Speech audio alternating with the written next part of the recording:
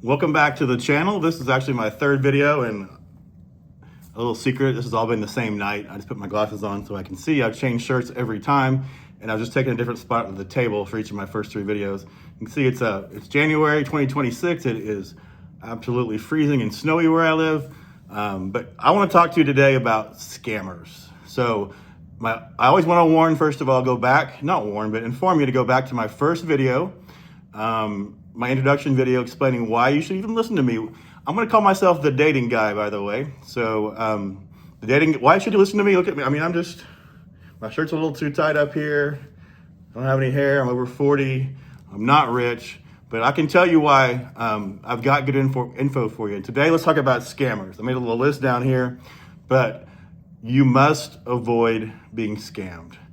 It's not hard once you learn to look for it, but talk about a single guy looking for a great woman is an easy target for scammers, because the odds are they think you're lonely, maybe a little desperate, and when you see something that you like, that you want to believe they like you. But I'm going to tell you 4 ways that you might get scammed. I've been almost scammed. I've had some little scams. I've had my share of them though. And so the first one is look at the photos. Okay. I'll start with the most obvious one. There is a photo that is, I'm sure it's AI, of a beautiful, very fair-skinned Asian girl who appears a lot of the time, and she's in a beautiful, perhaps Japanese garden backdrop, and she likes you, but she's not real. So don't go for that photo. Doesn't mean that there aren't Asian women on the app. There's a wonderful culture with wonderful women. But you'll see the photo. I will try to find it and put it here. But when you see her, she's not real. You can also scroll through be sure you scroll through you're a man, you want to see, you'll scroll through all the photos. If you see a lot of landscapes and just not pictures of her, it's a red flag too. A bot could be doing that. Sometimes there'll be 3 or 4 pictures of one person, and at the end, there'll be another, of somebody else, and I don't know why that happens, but they always end up being fake. So check the photos closely, all right? Also look for AI, as I think about that before I go on. You know, with AI now, we can make ourselves look a lot better, and I will say, I've put a different background behind myself a time or two. I don't think that's dishonest. Yeah, sure, I've been to Lake Como, Switzerland, I think, Swiss Alps, but it's still me. I may have filled in a little bit here or there, but it's still me. Like, somebody's not going to walk up and just say, you're not who I thought you were. They would see me and know who I am. That actually happened on my first dating experience, getting back into that world online. It was on, I believe, Bumble. And me being in my 40s, I don't mind dating a younger woman, but there's a limit. And this woman appeared to be, she said she was 33, and she looked a certain way. And then she walked up half an hour late to our date, and she was barely appearing who she said she was, much younger actually, which you might not mind that. But for me, it was too young and made me feel awkward around all the other people. And she just wasn't who, and I mean, just being honest, she wasn't as attractive as she appeared in the pictures. I would barely have known it's the same person. So be very careful about that. You can use, and now I never would, now I would have seen that profile and I would have red flagged it immediately to myself. So number 1, watch the photos. Number 2, if it's too good to be true, it's not true. I'm sorry. I hate to tell that to you. There's my dog. He sees somebody out in the snow. If it's too good to be true, then it's not. I'm sorry. That beautiful 25-year-old model who who looks like she probably has 500,000 followers, if she has a social media account and she likes you, she's not real. I'm sorry. She wants money.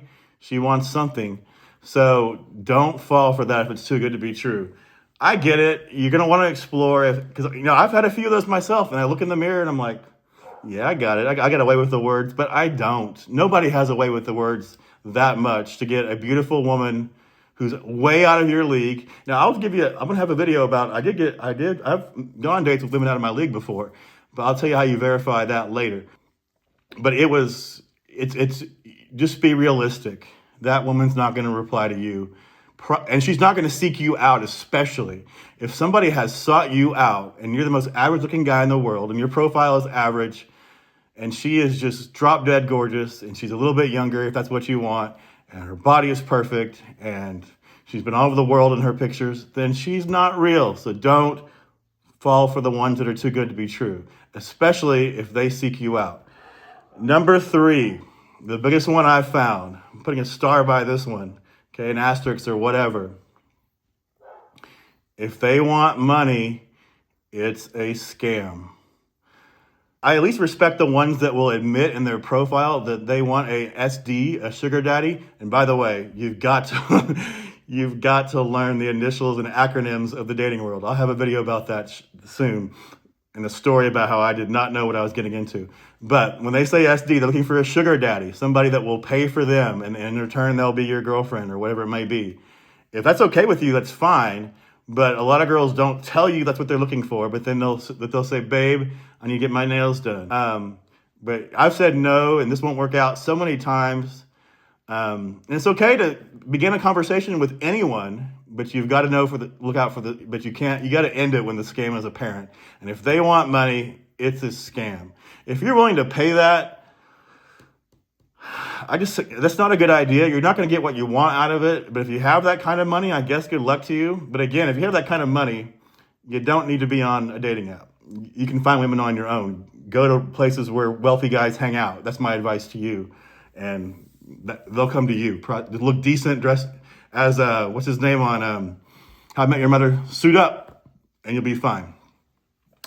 And then the last one is beware of distance. So again, I mentioned that, somebody was traveling back and forth supposedly from where I live to San Francisco, but they were always in San Francisco.